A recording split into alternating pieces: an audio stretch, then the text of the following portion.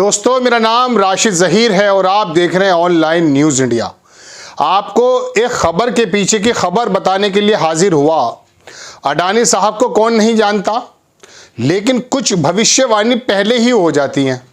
अभी फ़िलहाल खबर तो यह है कि महाराष्ट्र का जो सबसे बड़ा स्लम एरिया है, धारावी जिसको हम कहते हैं, वहाँ का रीडेवलपमेंट का एक बिड लगी, वो अडानी साहब ने जीत ली है और वहाँ पर तमाम अच्छे काम रिबिल्ड किए जाएंगे।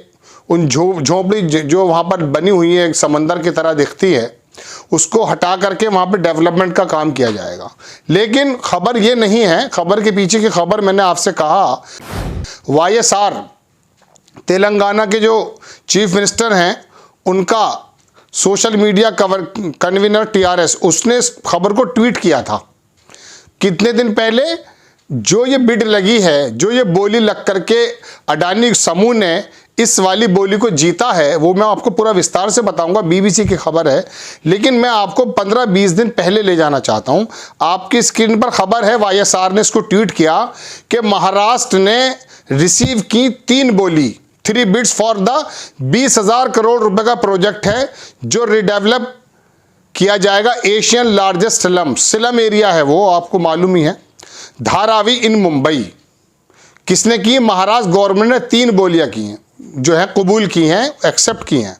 उसमें लिखा आगे कि आई एम श्योर, मैं श्योर हूं कि यू मस्ट बी थिंकिंग, तुम सोच रहे होंगे कि Adani is the one among them, Adani उन तीनों में क्या एक होगा? आप ऐसा सोच रहे होंगे। आगे लिखता है वो, yes he is one among them as always, हमेशा की तरह वो भी उनमें से एक है।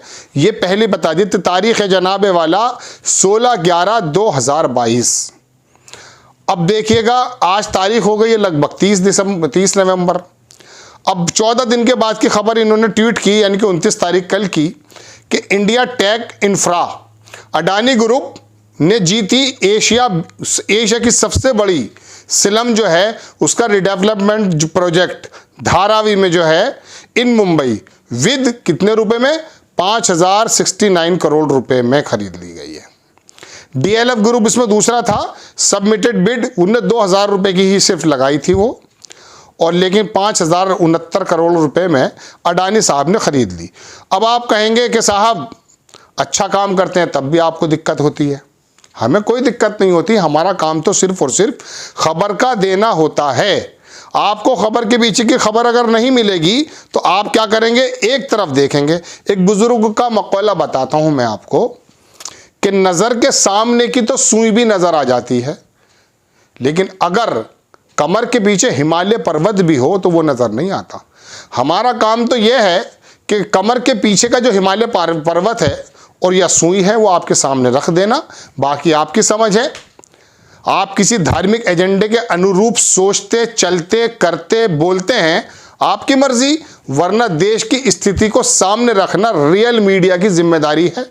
मीडिया से मुझे बात आ जाती है एनडीटीवी की, वो भी आपको बताऊंगा, लेकिन पहले देख लीजिए बीबीसी ने इसको छापा दर्शकों कि बीबीसी न्यूज़ हिंदी, इसने क्या किया है, इसने पूरा बताया कि अडानी समूह ने धारावी पुनर्विकास परियोजना की 5,069 करोड़ रुपए में बोली जीत ली। इसे पढ़कर लंबी सुनाऊंगा, आपको क्या फर्क पड़ता है, या इसमें ज़रूरत भी नहीं है। मोटी मोटी बात मैंने आपको बता दी। अडानी साहब को एनडीटीवी पे लाने से पहले मैं आपसे ये बताना चाहता हूँ मेरे प्यारे दर्शकों, दोस्तों, कि 2014 में अडानी जी की टोटल संपत्ति 60,000 करोड़ रुपया थी। संपत्ति बताई मैंने आपको 60,000 करोड़ रुपया, और अभी जब ये एशिया के दूसरे नंबर के बाद भी बन गए हैं, इनकी लगभग हमारे पैसों की अगर बात की जाए तो 11 लाख करोड़ रुपए की आमदनी हो चुकी है। मैं इनकी आमदनी से बिल्कुल भी चिंतित नहीं हूँ। ये 11 लाख की जगह ये जो है ना, उसको टेस्ला के मालिक को भी पीछे कर दें, जिसकी 2.5 बिलियन की लगभग शायद संपत्ति बताई जाती है, इनकी 1.5 बिलियन के करीब है। लेकिन मैं चाहता ये हूँ, या आम जन ये चाहता है कि देश का बिजनेसमैन भी बढ़े और आम आदमी की जेब में भी कुछ पैसों का इजाफा हो जाए। ऐसा नहीं कि देश का 80% पैसा, 60% पैसा तो 5% लोगों के पास हो और 90% पैसा 1% के पास हो और बाकी तमाम ढोर डंगोरों की तरह मजदूरी करते रहें और ये कहते रहें कि साहब हमारी आमदनी कम है। 1991 की बात मैं आपको बताता हूं, मैं एनडीटीवी पे भी आऊंगा। 1991 की खबर मैं आपको बताता हूं। 1991 में दर्शकों देश के अंदर जो काम करने के लिए तैयार थे लोग, वो कितने लोग थे मालूम है आपको? 250 मिलियन। 250 मिलियन कितने होते हैं? लगभग 25 करोड़ लोग बिल्कुल डिग्री लेकर तैयार थे काम करने के लिए।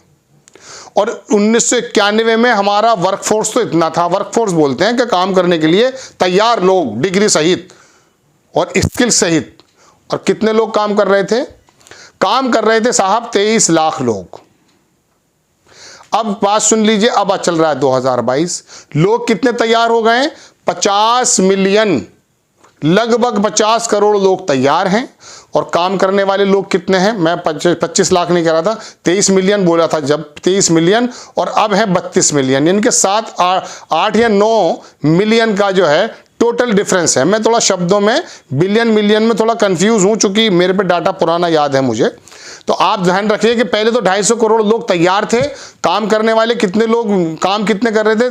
23 मिलियन, यानी कि 3 करोड़ 20 लाख लोग। आज तैयार कितने हैं? आज हैं 500 मिलियन, 500 मिलियन लोग तैयार में खड़े हैं, यानी कि 50 करोड़ के करीब। और काम कितने कर रहे हैं? 32 मिलियन लोग काम कर रहे हैं। तो कहने का मतलब यह है कि काम तो ऐसा कर रहे हैं, लोगों के रोजगार के मौके घट रहे हैं। दर्शकों, कारोबार के हालात क्या हैं? तनख्वाहें कितनी कम हो गई हैं? इन चीज़ों पे ध्यान छोड़ दीजिए। अडानी साहब तरक्की करते जा रहे हैं और अब ये बिड उन्होंने जीत ली है। अब उसके अंदर जो भी कुछ होगा आपको मालूम है। तो एक ही आदमी के नाम सब हो जाना, पोर्ट भी हो जाना, एयरपोर्ट्स भी हो जाना, बिड भी हो जाना, ये क्या महज इत्तफाक है या अपने मजबूत इरादे से उतरे हुए मजबूत ताल्लुकात का कोई रिजल्ट? खत्म कर दीजिए। अब आप देख लिया एनडीटीवी। एनडीटीवी की क्या जरूरत थी? एनडीटीवी थोड़ी थोड़ी बातें कभी कभी बता दिया करता था कि सरकार की नीतियां ये हैं, सरकार कर ये रही है, सरकार ने बोला था ये।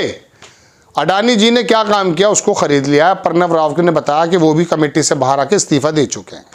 रवीश कुमार का क्या होगा ये आप जाने, लेकिन बाकी तमाम जितनी गोदी मीडिया थी जो चीख पुकार के बातें कर रही थी, उनमें हर्षोल्लास यूं है कि एक ऐसा मीडिया संस्थान जो यदा कदा, मैं 100% तो नहीं कहूँगा, यदा कदा आपको बता दिया करता था कि देश की असल हालात ये हैं, अब उस पर भी विराम शायद लग जाएगा और वो भी उसी भीड़ में शामिल हो जाएगी, उसी शोर के अंदर शामिल हो जाएगा। किसने काम किया है ये? प्रधानमंत्री जी के दोस्त गौतम अडानी ने। क्या ज़रूरत थी साहब इतना छोटा सा काम करने की? आपके जो काम हैं, दुनिया भर के बिजनेस हैं आपके, ये 4 खबरें आ जाया करती थी अच्छी, इसमें क्या दिक्कत हो जाएगी?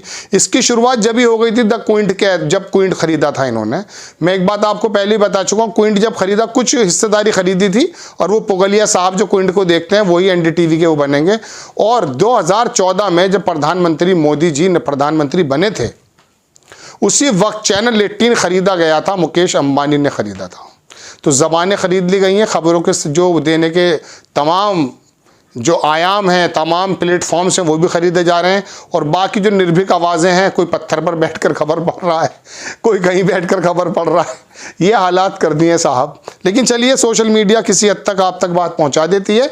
बड़ी खबर कि मुंबई का सबसे बड़ा स्लम को सही करने में अपनी कितनी हालत सही करनी है तो वक्त बताएगा, लेकिन अडानी जी ने वो बिड जीत ली है। आपको खबर कैसी लगी अपनी राय कमेंट्स बॉक्स में जरूर दीजिए। चैनल को सब्सक्राइब कीजिए, शेयर कीजिए।